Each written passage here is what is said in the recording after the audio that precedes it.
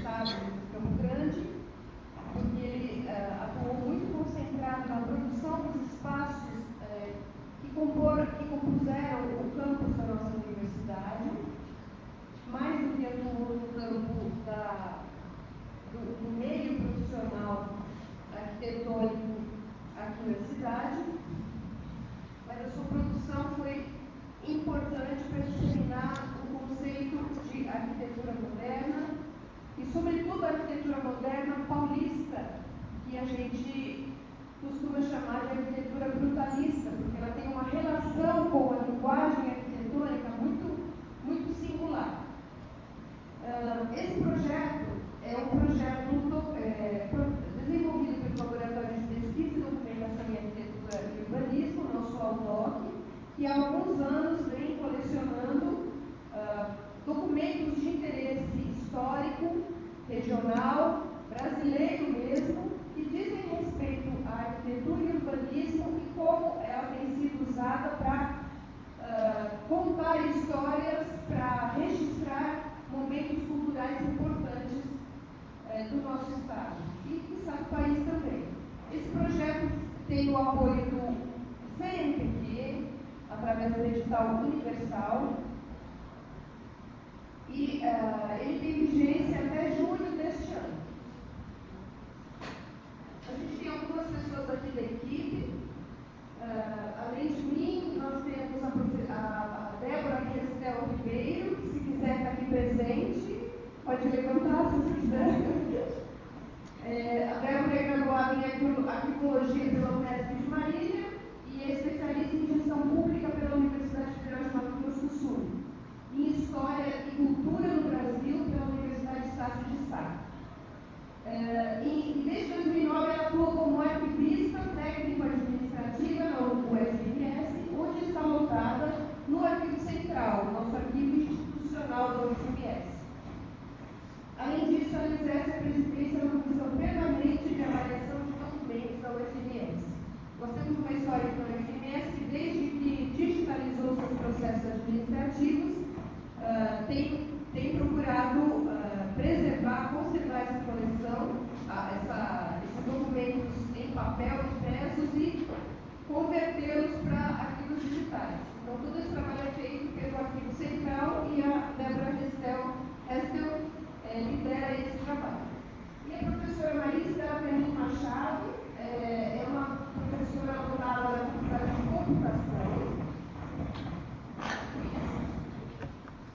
Computação, atua em graduação e pós-graduação, ela é tutora do PET Sistemas, que é um grupo de análise de sistemas, desenvolvimento de sistemas e redes de computadores. A professora Marista Avelino Machado atua na composição do nosso site da coleção Araquém, que é uma das fases do projeto, como a gente vai ver aqui logo em seguida.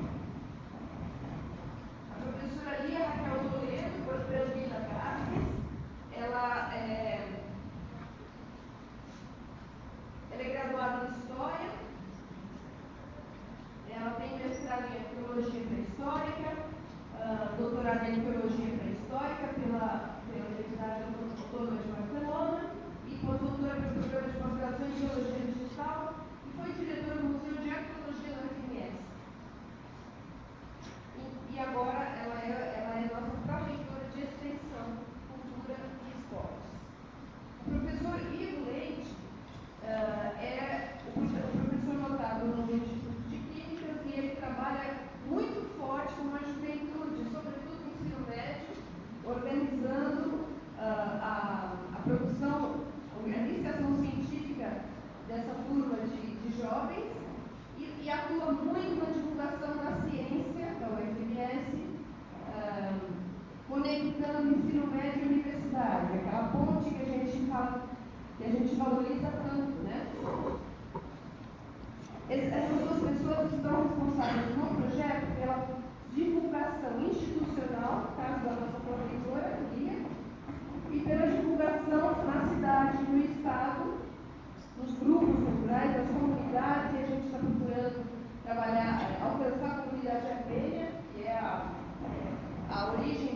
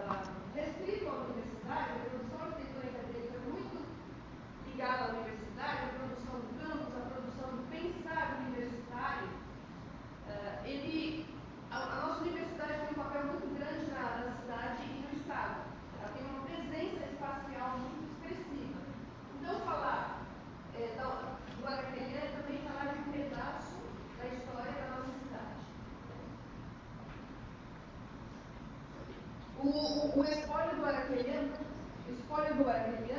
quer dizer, o conjunto de documentos que nos chegou no laboratório Andop, ele foi conseguido por doação do professor Ângelo Arruda e depois ele foi complementado por uma doação da própria família em contato direto com o laboratório. O conjunto de documentos que compõe essa coleção é formado por desenhos arquitetônicos originais ou então cópias heliográficas, como a gente conhece a arquitetura, né? Ou como a gente conhecia, né? Conhecendo que a arquitetura era desenhada a nanquim, e não só digital. Além de desenhos, a coleção, o espólio contém fotografias, contém relatos, contém comunicação com o governo do estado, de quem ele era contratado. Também contém maquetes e objetos pessoais no escritório dele. Então, é um conjunto de documentos muito variado e que a gente logo de cara entendeu a complexidade desse material. Né? Então, a gente tem tido muito cuidado ao tratar dessa complexidade.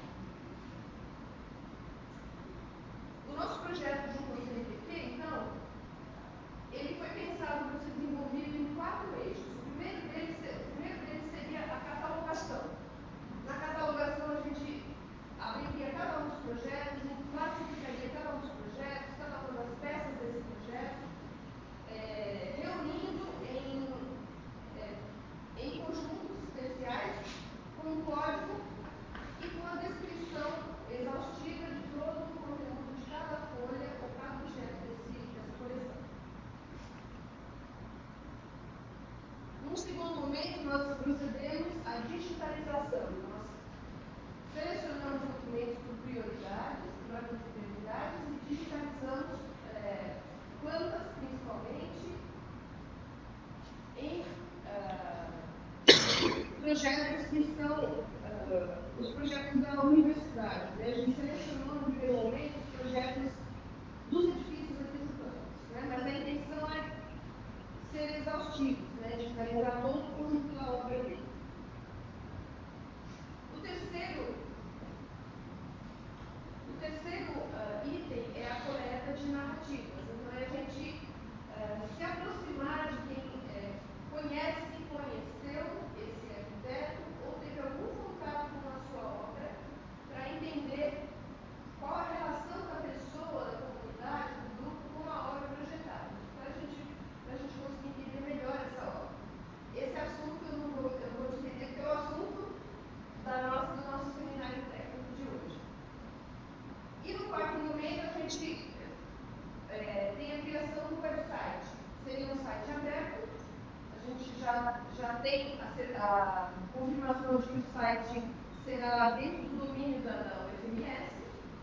E nesse site nós colocaremos esse material todo digitalizado e contextualizado.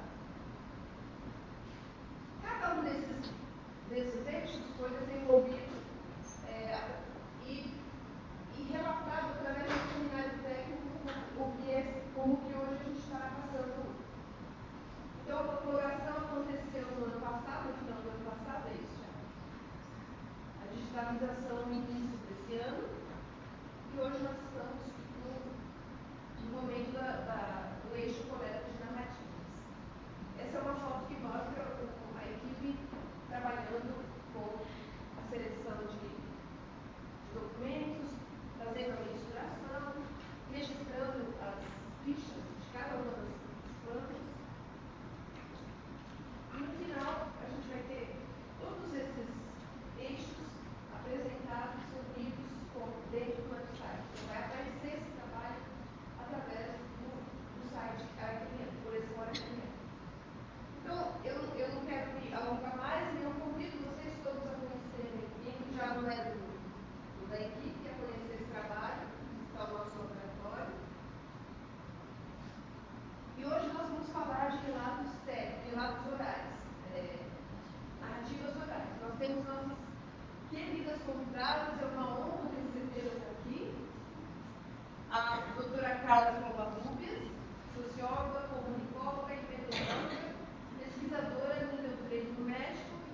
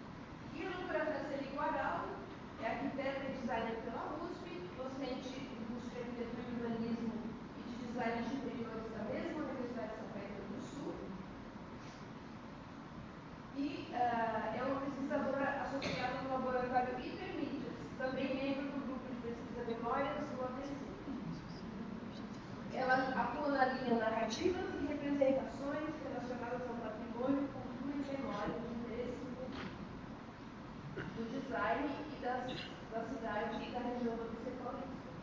Então,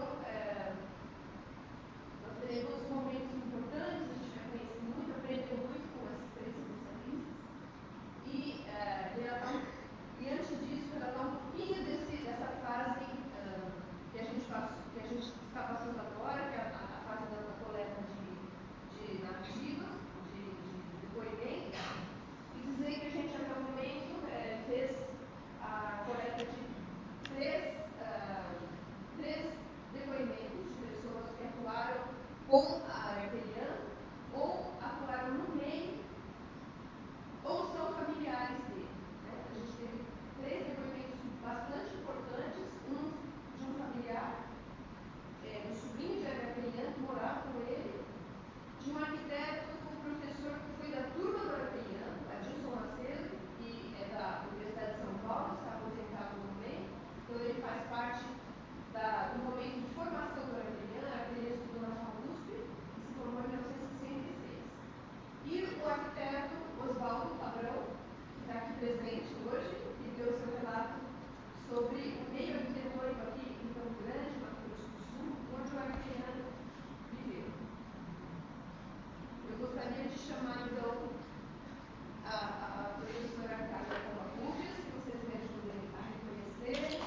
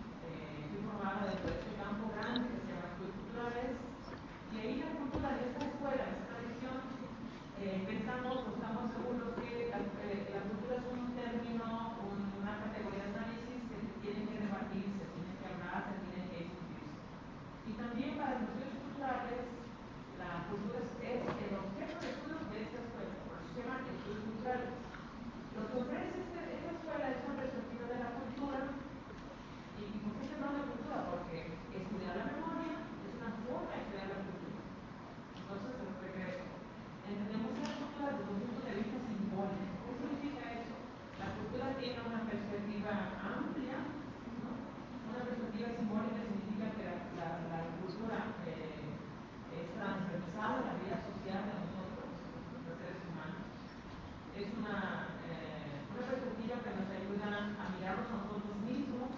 Esta perspectiva es heterogénea, es amplia, es abierta. La concepción de la cultura que es una cultura cambiante, el tiempo pasa, las culturas cambian. Y la cultura en todas las sociedades no escapamos de ella. El autor Clifford Geertz, en su texto de la interpretación de las culturas, dice que la cultura es como una telaraña, esa que pasa la araña, no sé qué, ¿no? Es una telaraña de significados que no escapamos de ella. Entonces, todo lo que la humanidad hace, dice, piensa, recrea, es cultura. Muy simple de eso. Bueno, avanzo. La primera parte es que quiero decir que la cultura es una organización social, es decir, que hay una perspectiva colectiva de las sociedades. Toda sociedad tiene una cultura o tiene diferentes culturas, pero sí tiene una diversidad cultural amplia, multicultural, intercultural, etc.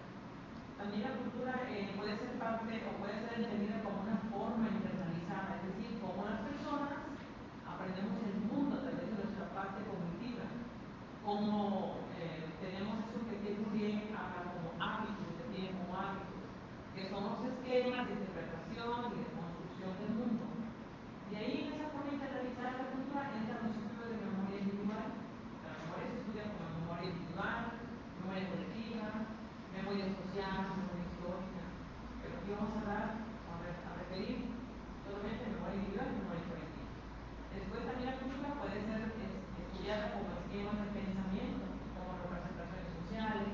Sobre todo esto ustedes saben que hay escuelas de psicología, de representaciones sociales, escuelas sociológicas, etcétera, pero no vamos a entrar aquí en eso hoy. La cultura se estudia como esquemas de pensamiento, y estaba diciendo, representaciones sociales, disposiciones cognitivas, estructuras compartidas.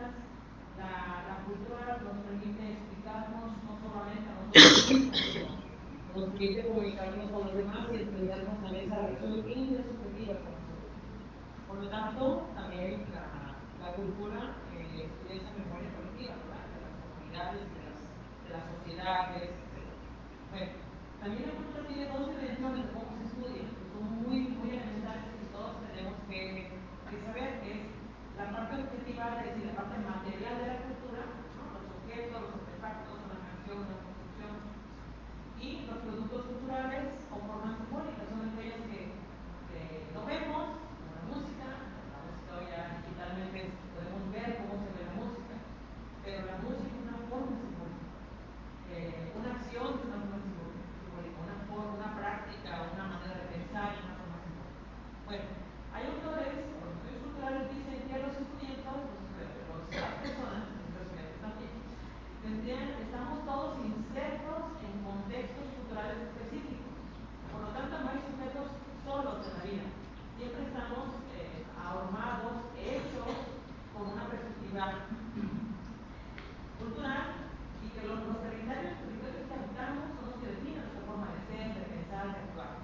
Entonces, ahí Holbach habla de marcos sociales de referencia, que funcionan como orientadores nuestros, ¿verdad? Para saber quiénes somos, cómo actuamos, cómo pensamos, cómo me identifico, qué tipo de identidad tengo, etc. Bueno, para los estudios culturales nos interesa comprender la cultura en su forma diversa, su forma compleja, complejidad, y colocarla desde una perspectiva semiótica, es decir, una perspectiva que abra el sentido de eso que llamamos cultura. La cultura también no solamente es perspectiva simbólica, también es un campo de conflicto, de lucha de hegemonías, de resistencias, y ahí la cultura también se vincula a los estudios culturales con el poder, con la hegemonía, con esa perspectiva también un poco más. Bueno, también la cultura tiene que ver con significados, cómo los significados comunican entre los sujetos de una sociedad y cómo se comparten esas experiencias. Decía hace rato, la cultura son esquemas simbólicos, también se habla de universo de significado,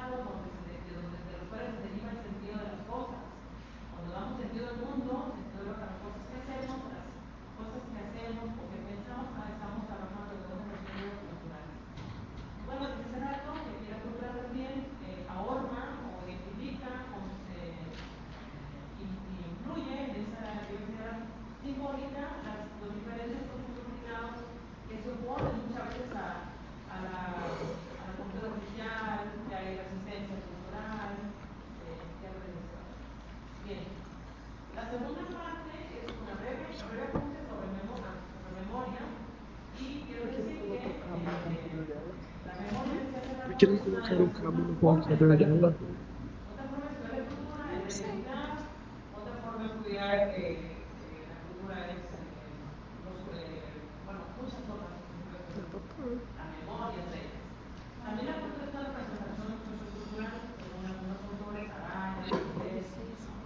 Y también la cultura es un sistema complejo, es una forma en la que se nutren las subjetividades, las subjetividades, y la memoria también es una forma de conocimiento social del mundo. La memoria es un stock de conocimientos de la humanidad que siempre es dinámica, es cambiante. Nuestra memoria histórica sí cambia a través del tiempo. Nuestra memoria individual también. Bueno, desde hace rato la memoria está clasificada muy brevemente en memoria histórica, social, colectiva, individual, y aquí vamos a hablar un momento de la. La tercera parte, voy a ir avanzando para cerrar, dando pie a la profesora Cristina Pegaso. La tercera parte de mi exposición, que es muy breve, es sobre la historia oral. Ya hablé sobre estructura, luego sobre memoria, y ahora sobre historia oral. Aquí quiero decir que la historia oral, en mi comprensión como historia oral, es considerada una fuente de datos. Ahí nacen muchas cosas, preguntamos cosas a las personas abren su memoria y nos comparten su experiencia. Pero también es considerada como una técnica de investigación. Yo soy profesora de técnica de investigación y ofrezco la historia oral como una técnica, porque la técnica produce datos, produce observables. Y también es considerada como un método para los historiadores orales, o para los antropólogos, para los antropólogos, para los historiadores orales, es un método. Pero también es considerada como una metodología, es decir, fuente, técnica, método, metodología. 4 niveles de acción de la historia oral. Cuando es considerada como una metodología, es una perspectiva que nos indica algunas estrategias de cómo avanzar, en cómo aplicar el historia oral, en reflexionar sobre el perfil de las personas con las que queremos hablar, dónde será pertinente hacer producir esas entrevistas de historia oral, de una abierta, reflexiva, conversacionales. Bueno, eso es lo que yo entiendo de la historia oral en el campo de las ciencias sociales y humanas contemporáneas. Avanzo con metodología científica porque es considerada una metodología científica y le preocupa reconstruir a través de su estudio la diversidad cultural. Queremos saber, el sujeto con el que hablamos es una persona o un sujeto, una propiedad, o una persona simplemente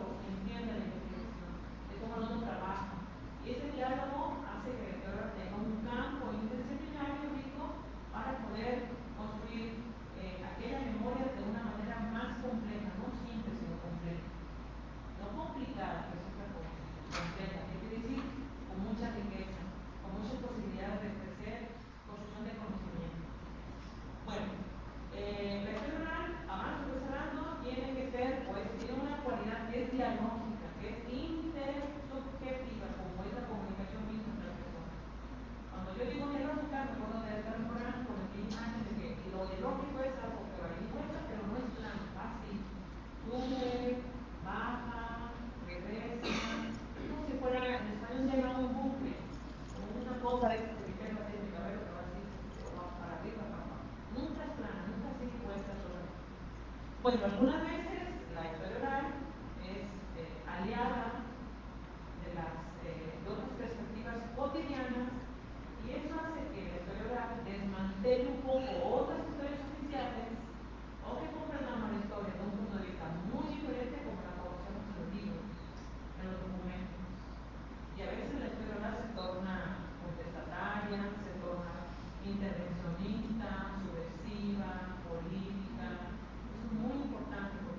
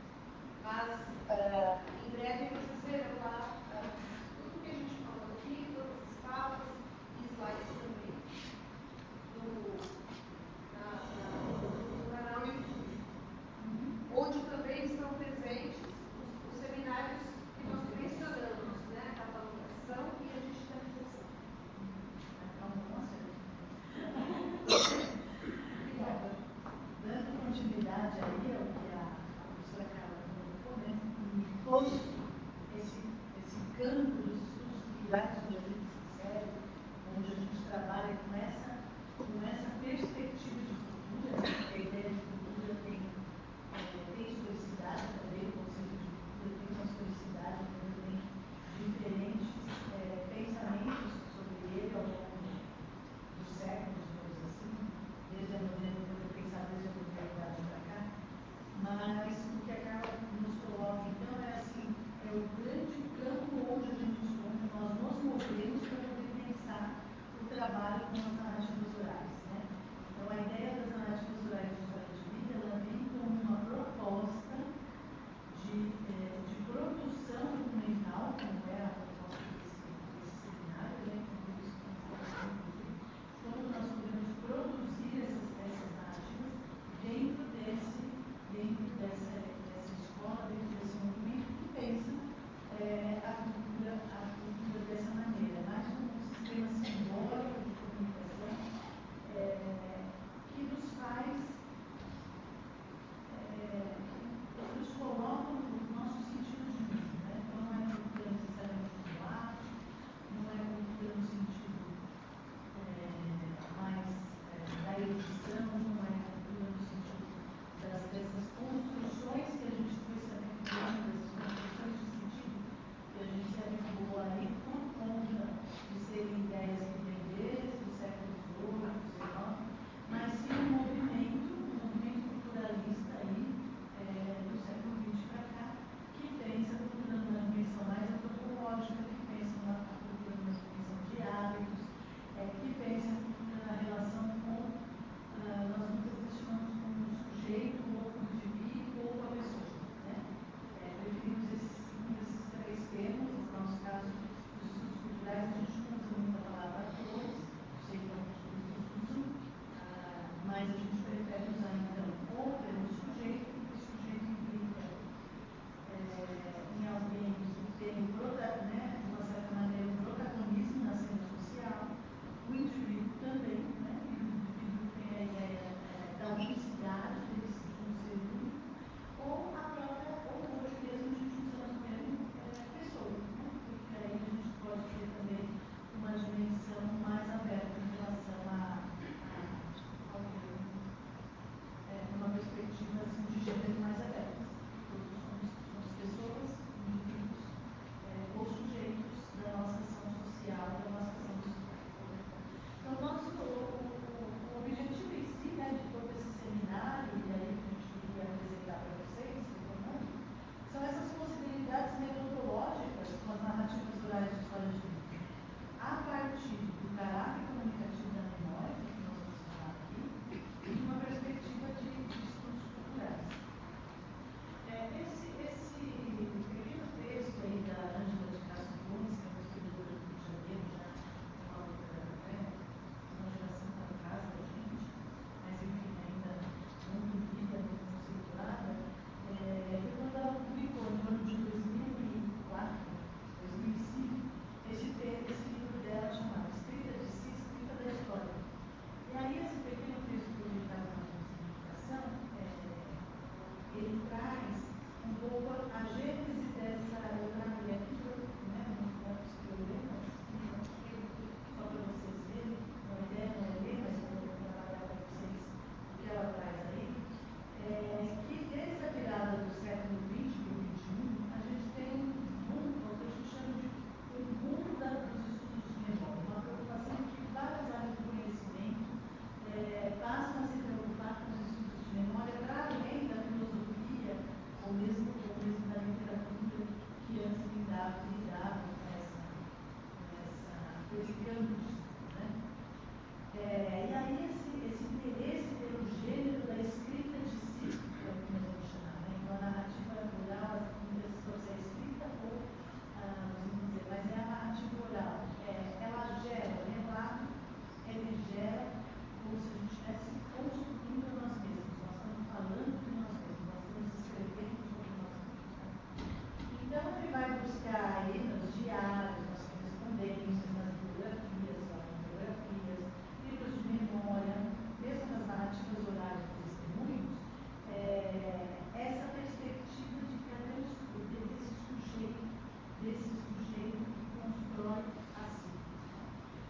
preocupação que eu já falei muito da literatura.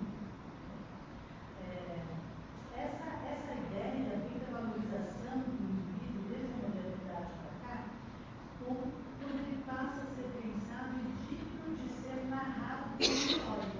Quando a história das pessoas, dos indivíduos, passam a ser pensadas e possíveis como histórias válidas, digamos assim. Histórias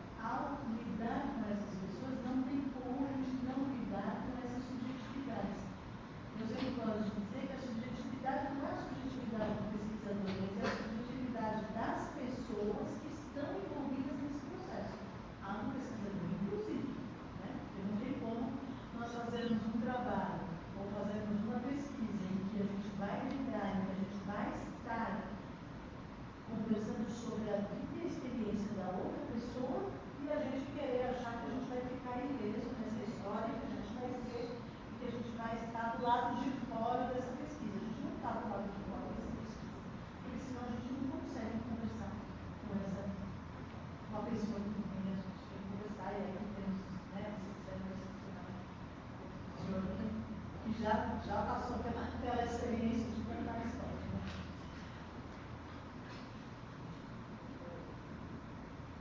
Né? Então, os três pressupostos teóricos, e aí, enquanto a Carla colocou anteriormente, que são pressupostos também dos estudos culturais, da forma como a gente aborda, memória, essa relação, essa intersecção entre a gente lidar com a memória, a cultura e a comunicação. A comunicação, não necessariamente a comunicação dos meios de comunicação que apareceram aí a partir do século XX, desde o cinema, até agora, mas a comunicação como um grande campo de relações e de linguagens que se interconectam, da qual, sem ela, a gente não consegue entender o mundo das outras pessoas. Porque nós, como pesquisadores, quando vamos para essa metodologia, nossa intenção é entender o mundo como a pessoa que nós entrevistamos, o mundo da pessoa que nós entrevistamos, como essa pessoa se movimentou no mundo dela, o que ela pensava, o que ela escolhia, quais sentidos ela dá ou deu para as suas próprias experiências. E é ela que vai nos contar, não somos nós que vamos decidir o que seja. A gente tem que trabalhar com o que ela vai nos entregar. Né? Isso vem a partir de um processo de memória, né? Que está circulado, está localizado nessa perspectiva cultural da forma como a Carla colocou, e que depende de uma ação de comunicação, que envolve o relacionamento, que envolve a forma da conversa, que envolve a entrevista, que envolve as nossas subjetividades em jogo, o nosso diálogo. A Carla fala também de diálogo, diálogo intercultural, diálogo intersubjetivo entre a pessoa que pesquisa e a pessoa que conta sobre aquilo que nós queremos estudar.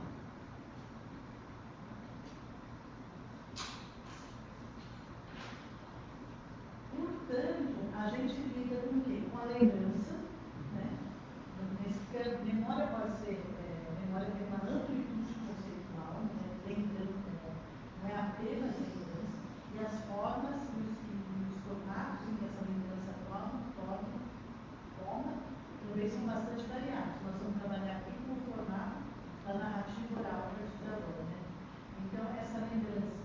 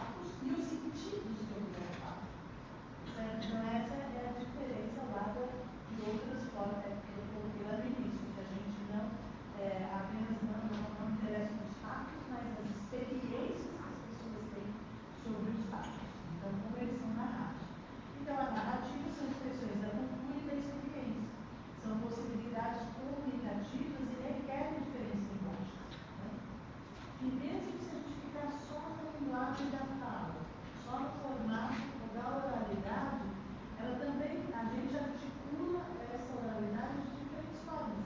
Cada um constrói o seu texto narrativo, falado, a partir do seu vocabulário, da sua visão do mundo, das imagens que constrói para poder explicar, para poder achar que está fazendo o outro entender o que a gente quer que o outro entenda.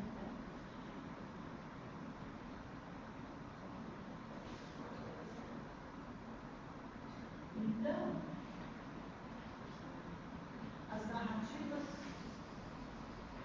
narrativas orais de história de vida, como documentos que nós mesmos produzimos, porque está certo que todo documento ele tem que ser elevado à condição, de alguma maneira, de documento. Né? Aí podemos, não sei se vocês conhecem o texto de Jacques Delors, Documento e Monumento, mas enfim, por que aquelas plantas do Araquilã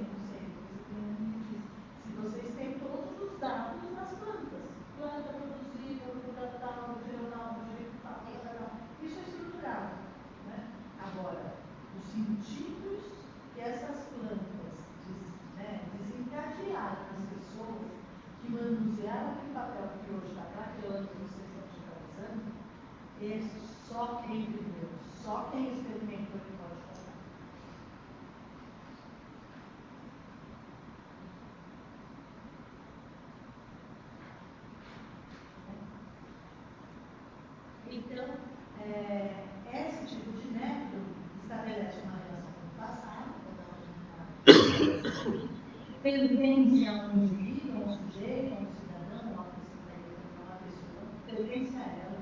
Eu sempre lembro que quando a gente produz um documento sobre isso, a gente, como pesquisador, a gente dentro da universidade, como cientista social, somos todos juntos, estamos preocupados aí com o desenvolvimento da nossa pesquisa.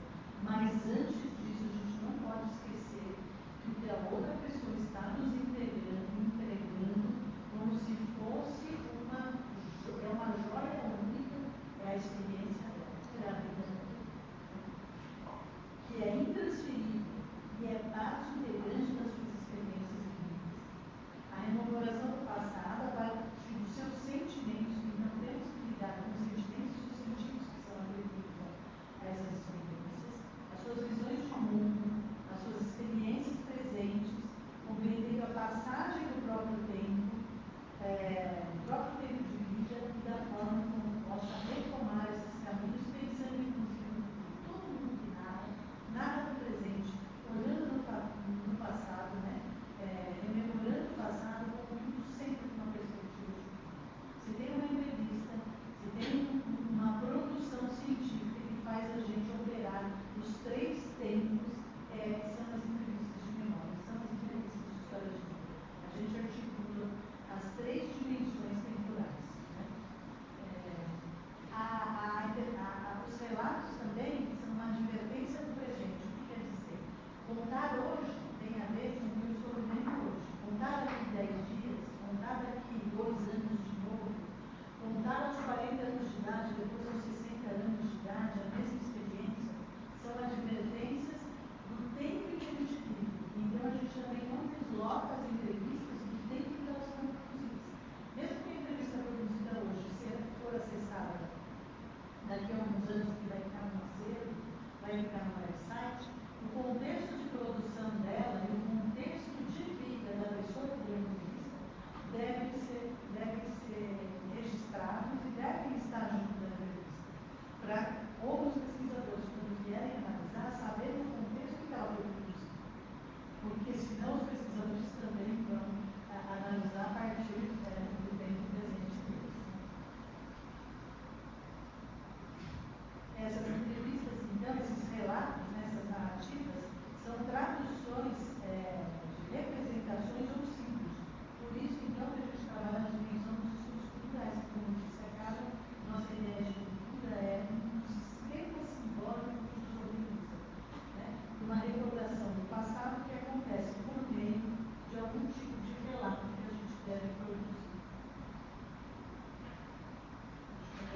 Embaixo, a construção da narrativa. Então, o que devemos ter em mente para conduzir uma entrevista de narrativas orais de história de vida, como processo metodológico? Lembrar que a pessoa narradora, o sujeito narrador, não é um orador. Ele não precisa convencer ninguém. Ele não está lá para nos convencer. Ele está lá para nos contar as experiências. E é com essa escuta que a gente deve entrar nas entrevistas. Orador somos nós aqui, ou então em várias outras situações da nossa vida. O sujeito é um narrador que leva o seu ouvinte para dentro da história. Por isso, nós pesquisadores, temos que estar dispostos a entrar dentro dessa história e caminhar junto desse narrador. E é esse narrador que busca os fios condutores da história, que imagina e inventa a história, e que decide sobre os fatos. Dependendo da posição teórico-metodológica do pesquisador, muitos já devem ter perguntado, mas se imagina e inventa, como é que a gente lida com isso se é uma invenção? Não tem como a gente lida, a perspectiva metodológica, tem como lidar com as questões da construção ficcional que todos nós fazemos. Se não era narrativa, se não era dissertação ou outra coisa, senão não é narrativa, contação de história. Só que a narrativa de história de vida, ela lida com essa relação do outro sujeito. É nessa perspectiva de quem é o sujeito, de como é construída essa entrevista, de que sentidos a gente vai atribuindo, que a gente consegue fazer a análise e lidar com essa dimensão da imaginação e da invenção, que são as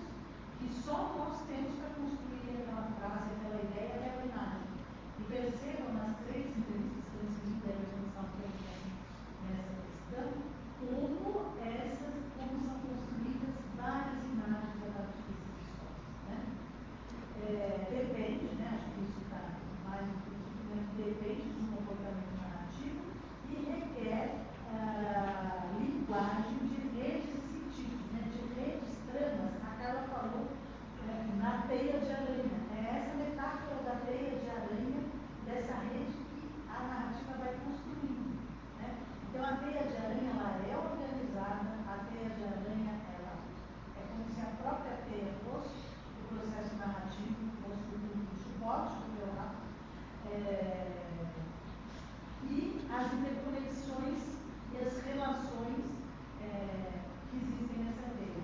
Quando a gente quer acabar com a teia de aranha na nossa casa, o que a gente faz? A gente, em qualquer lugar da teia, a gente puxa. A gente vai lá e puxa um pedacinho da teia e a gente acaba com a teia. A gente acaba e acaba. Porque a gente quer acabar com, né? Se a gente tem. Mas então, veja essa metáfora. Né? Se você puxar, em qualquer lugar da teia, você puxar esse pedacinho, você acaba com essa rede toda. É assim a construção da narrativa de história de vida. Né? Ela é toda interligada, não dá para a gente ir desmontando sem desmontar a inteira. Né? Com relação à relação do passado, né? Então, assim, o que é a cultura é o processo narrativo da memória. E aí está o caráter comunicativo dessas relações. Só existe na representação, né? Nessas representações, nessas construções simbólicas. Só se expressa se houver esse relato carregado de representações. É que o sujeito da ação pode expressá-lo e articular uma linguagem e construir sua narrativa. Essa é a construção narrativa de si. Né? Dentro do universo simbólico, do sistema simbólico de comunicação do nosso próprio mundo. Então, portanto, quando trabalhamos com esse tipo de métodos, o que obtemos? Né? Isso que eu acho que é o mais importante. Cada método é um caminho para nos levar a um determinado lugar e, portanto, a gente precisa saber se a gente quer chegar naquele lugar para chegar aquele método. Então, o que fazemos com esse método? O que ele nos possibilita? Ele põe mundos comuns, né? Põe em comum mundos distintos. Então, aqui, nós não conhecemos e podemos passar a conhecer o mundo da narrativa a partir das pessoas que contam essas histórias. Lida com o passado e com as representações que foram feitas nesse passado. Então, a gente também pode entender como esse passado é construído em diferentes presentes e, portanto, né, em que momentos o Araquião ou a obra, eu acho que a gente vai falar em arquiteto e obra nesse caso, né, vão tendo situações diferentes. Então, no momento em que ele desenha isso para a construção de uma universidade que está sendo montada. Hoje, essas obras estão aí, sofrem diversas intervenções. Como é que se dão essas intervenções? Nós estávamos, Eliane estava nos mostrando aí na chegada, como há intervenções sobre algumas propostas, sobre as propostas da característica brutalista, então, que transforma. Mas, em termos de memória, isso é uma riqueza. Porque são camadas de mundos e de sentidos que vão se pondo. Então, vocês devem, por exemplo, fotografar todos esses painéis que pintaram sobre a obra de cimento, né, que tem a característica. Por quê? Porque pode ser que em outro momento haja outras escolhas, alguém tira tudo, faz outra gestão desse espaço e camadas de percepção da obra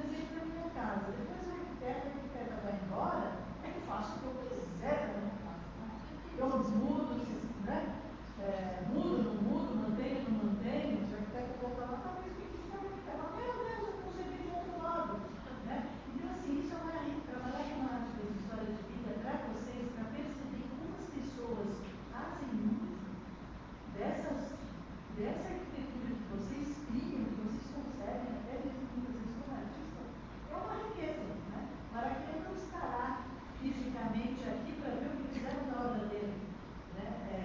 E ao invés da gente pode até não gostar, porque a gente tem a nossa concepção de mundo, mas entender o uso disso, entender por que fizeram isso, e se, até mesmo se isso foi desconhecimento dessa obra, o trabalho de vocês tem outra dimensão, se isso tem a ver com a contemporaneidade, porque tem a ver, assim, eu imagino que tem a ver, porque nós todos fizeram imagens relacionadas a povos indígenas ali, então tem tudo a ver com o nosso presente. Né? Talvez nos anos 60 os povos indígenas estavam completamente esquecidos mesmo nessa região do Mato Grosso, hoje não estamos. Então, assim, vocês irem percebendo todos esses usos dessa obra, é um trabalho maravilhoso. Eu até vou encerrar aqui porque eu acho que nem se fala. Né? Porque dá realmente um trabalho maravilhoso. Eu espero. Eu sei que esse assim, o CNPq acaba corrigindo, mas a pesquisa não está. Então, que continue. Parabéns pelos projetos.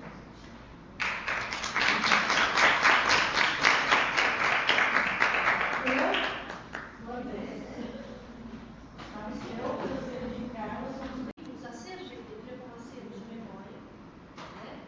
E que tem, né, que podem estar relacionados à cultura técnica, né, à artística social brasileira, e aí, né, daí, isso implica na sua preservação, né? Acho que já foi dito aqui, né, quando a gente pensa como acervo de memória, pensar acervos de arquitetura como acervo de memória significa pensar não numa memória no passado, né? No passado que a gente vai reconstituir, né? Num conjunto de documentos do passado, uma história inerte à espera do leitor, eu acho que, né, não é isso que se coloca, mas como o passado, né, reconstruído no presente. E articula, então, né, alguns sentidos que pode projetar algumas agendas do futuro. Eu acho bastante interessante pensar nesse sentido, né? Pensar também que os acervos de arquitetura reúnem testemunhos de ideias e práticas de trabalho, né, nos estudos, né, de arquitetura da cidade, das artes, das técnicas, enfim, tem suas relações com a sociedade, né? E, portanto, os acervos de arquitetura, se são acervos de memória, eles também se constituem como acervos culturais. Né? E aí, a organização desses acervos, não é, ela possibilita a construção de identidades, né, e a valorização dos serviços culturais. Claro que não dá para pensar, né, em acervo de arquitetura como alguma coisa imutável, né, atemporal. Então, é possível, quando a gente fala em acervo de arquitetura, a gente pensa em construções, né, históricas. A gente pensa que isso é imutável, né? Isso depende do próprio acervo do artefato, mas depende de um campo de forças, né, onde existem vários atores envolvidos, e depende também da representação social, né, que se tem a respeito desses acervos. Então, o arquivo é uma construção social, o arquivo é um discurso que a gente organiza, né, o acervo a gente organiza, e o arquivo também é poder, né? Na medida em que ele traz um conhecimento sedimentado, né, de práticas, de técnicas, de materiais, mas ele também traz, né, um ativo em potencial, né, para a proposição de novas agendas. Né? Ele está transformando. E aí, né, com essa concepção, pensando assim dessa maneira, eu acho que isso valoriza as narrativas orais. Acho que isso tem uma ligação muito grande, né, com as narrativas orais e a memória. Né? Por quê? Porque a gente tem que pensar os acervos, né, a partir de uma polifonia de vozes. Né? Eles têm que ser pensados para construir uma nova narrativa. E, pesquisando alguns artigos de arquitetura, né, eu cheguei aí a observar, né, que as narrativas orais têm sido usadas como fonte de inspiração, né, para arquitetos e designers. Então, elas possibilitam, né, a concepção de espaços que podem refletir a cultura, a história e a identidade, né, de um lugar, uma comunidade. Elas são utilizadas para a criação de significado da arquitetura, né? E elas são utilizadas para apresentação da memória. Então, existem alguns trabalhos, né, que já usam das narrativas orais para pensar a arquitetura nesses caminhos. E também ela tem uma relação com a arquitetura vernacular, né, pensada, né? As narrativas orais são trabalhadas dentro, né, da arquitetura vernacular. Tá? Eu selecionei aqui um estudo de caso, né, de um acervo que documenta a obra de um arquiteto paraibano, que é o Mário de Nasci, a gente fala Nasci, né, italiano, e que eu acho que tem bastante aderência com o que está sendo feito aqui no projeto, na minha opinião, né, na medida em que ele, o autor, né, desse trabalho, que é o Luiz Felipe Afonso, ele procura fazer uma documentação da obra desse arquiteto, e ele inclui várias etapas, né? Então, a primeira etapa que vai incluir, alguém vai chamar de arquivo figura, pesquisar nos arquivos públicos e privados, né, uma documentação dos projetos desse arquiteto. Numa segunda etapa, ele vai buscar o que ele vai chamar de testemunhos materiais. Então, um arquivo que ele vai chamar de arquivo vivo, ele vai fazer visita em loco às obras, né, existentes e vai fotografar, né, então vai evidenciar, vai perceber essas obras. E numa terceira etapa, ele vai utilizar as narrativas orais. É bastante interessante, por quê? Porque ele busca, ele percebe, né, que através dessas etapas, que essas etapas se complementam, né, ele percebe que existe, ele consegue alentar uma série de projetos que não existiam, né, que não eram devidamente registrados para arquivos públicos. Ele consegue fazer uma leitura, né, desse que ele chama de arquivo vivo, e num terceiro momento, ele busca trabalhar com as narrativas orais como documento. Então, ele vai buscar a fala do arquiteto, né, ou as falas do arquiteto, através da entrevista que fica com ele vai buscar falas de clientes, né? E com isso ele consegue trabalhar uma contextualização da obra, ele consegue entender, né, quais eram as ideias que circulavam sobre a produção de arquitetura naquele momento. Ele consegue, através dos clientes, entender como esse arquiteto concebeu um projeto para cada cliente, né?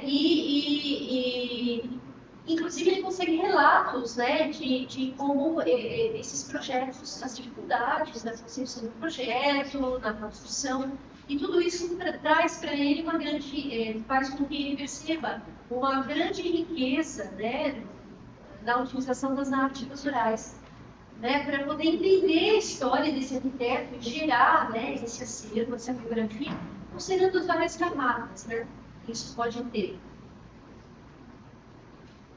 Aqui, a gente ainda já falou, né, que a gente aqui está procurando articular na pesquisa paraguaiana as narrativas orais, né, que é o terceiro eixo desse trabalho. E para isso, né, a gente ficou fazendo aí, pensando em algumas perguntas que podem ser algumas perguntas de pesquisa para que a gente possa fazer, né, coletar essas narrativas orais. Então, uma primeira questão que envolve esse trabalho nesse terceiro eixo é que narrativas orais podem ser associadas ao acervo do arquiteto, né, o Armênio e a Araquiana. Como essas narrativas se relacionam às representações encontradas, os registros encontrados da coleção, né? E a terceira questão, que está nesse eixo, é como a gente pode valorizar e divulgar essas narrativas, né, em representações, essas narrativas e representações em meios digitais. Então, para isso, né, a gente está buscando articular essa questão, investigando as narrativas orais a partir dos relatos do arquiteto e também de pessoas associadas, né, a vivências de profissionais e associadas a ele. Como já foi dito também, a gente já coletou a gente já fez 3 entrevistas, né, uma com um membro da família, sobrinho do Irani Araquian. A gente já trabalhou com 2 entrevistas de profissionais, né, que se relacionaram com ele, o Oswaldo é um deles, né, e a gente está procurando, nesse momento, a partir das entrevistas, né, tentar integrar os relatos que a gente obtém, está obtendo, que é pesquisa da reconstrução, com algumas imagens, né, que fazem parte da coleção. Tá? No caso do arquiteto, esse arquiteto agora ele já apareceu. Então a gente está buscando alguns relatos que vêm de uma entrevista, né, de depoimentos dele, que constam em algumas plataformas, como a Estação Armênia, né, onde ele está contando toda a trajetória dele, né, profissional, como ele chegou, como ele se formou, ele saiu de São Paulo e veio para Campo Grande, como ele se relacionou. Então, né, esse relato aí é bastante forte. Quais são os projetos mais importantes, né, que ele desenvolveu, né? A gente tem esses relatos, a gente tem alguns relatos que eu não vou mostrar todos, mas a gente selecionou aqui o sobrinho do Araqueliano para mostrar, né, selecionando algumas falas dele, procurando relacionar essas falas com algumas fotografias e desenhos que estão na coleção, tá? Esse é um deles, né, onde o Araquelian estudou na FAUSP. Então, o Araquelian está na frente da FAUSP no dia de trote, né, quando ele entrou na arquitetura. Então, o Cláudio Chenzarian, que é o sobrinho, fala, olha, o tio Armênio começou a ficar ficou lá em São Paulo, onde ele conheceu um monte de gente, na FAU, né, na Faculdade de Arquitetura e Urbanismo. Ele contava o que eles faziam na universidade, ele era um cara assim, ele era muito inteligente, ele desenhava, né, que é um aspecto, né, dessa entrevista que a gente selecionou e que a gente está tentando explorar um pouco mais, tá? Aqui a gente tem alguns desenhos do Araquelian, do teatro, né, do teatro Clausewitz, né? E algumas falas do Cláudio, que é o sobrinho dele, dizendo que ele gostava muito de desenho, ele era olha, ele era um artista, hoje eu não sei se ele é um artista de desenho, ele é um arquiteto, ele mistura duas coisas, né?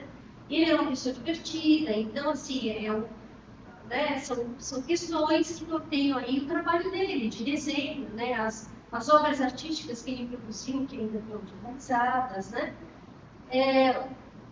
E a gente tem também, né, um relato muito interessante aqui, uma fala muito interessante da história, o que conta um pouco, né, contextualiza um pouco o projeto do Teatro Clausewitz.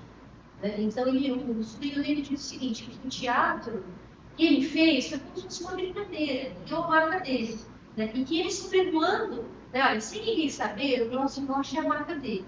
Porque se você olhar assim, ele habitar de Armênia, né? Depois de construído naquela época, ele era tudo um amigozinho, aqueles aviões pequenos. O governador, porque ele era muito amigo do Petrocian, né? O Petrocian andava com ele. E aí quando sobrevoava, quando o governador subiu a obra lá, quase pronta, ele chegou para o Petrocian e ele falou, olha lá, a de Armênia, né? A de Armênia. Então tem aí uma relação a ser explorada, né? Esse projeto é um dos projetos importantes. A gente conseguiu esse relato. E é uma relação que ainda tem que ser mais explorada, né? Porque o Araquelian, ele era um filho, né, de comerciantes armênios, então tem uma relação aí com a cultura armênia que a gente ainda pretende trabalhar, né? Aí o sobrinho, inclusive, coloca mais para frente, olha, acho que quando ele fez o Clausewitz, ele tacou lá um ar de Armênia. Armênia, origem dele. Nossa, aquele lá foi o auge para ele. Para ele, aquilo ali foi o objetivo dele. A educação, os estudantes, a educação em si, ele deixou lá, que é o teatro, né? Então, se ele conta que o Araquelian tem poucas obras, né? E as obras que ele tem, das obras que ele tem, as que mais se sobressaem são aquelas da universidade, e ele era um arquiteto que gostava muito ele tinha a educação, né? A vida universitária, era uma coisa que era muito importante para ele. Então, são alguns dos relatos que a gente tem nesse momento, né? E a gente está trabalhando nisso. Tem as outras duas entrevistas que não vou mostrar aqui, né? Aquele doutor que era ele.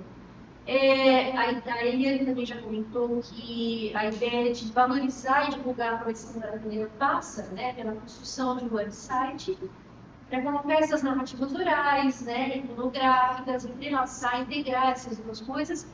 E existe aí também a possibilidade de a gente trabalhando com documentários, audiovisuais, a partir dessas narrativas, dessas representações, né, criando aí algumas histórias, né, que talvez possam ser sincronizadas no site.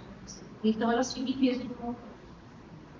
Então, esse é o resultado, né, dessa estado da arte, vamos dizer, desse terceiro eixo.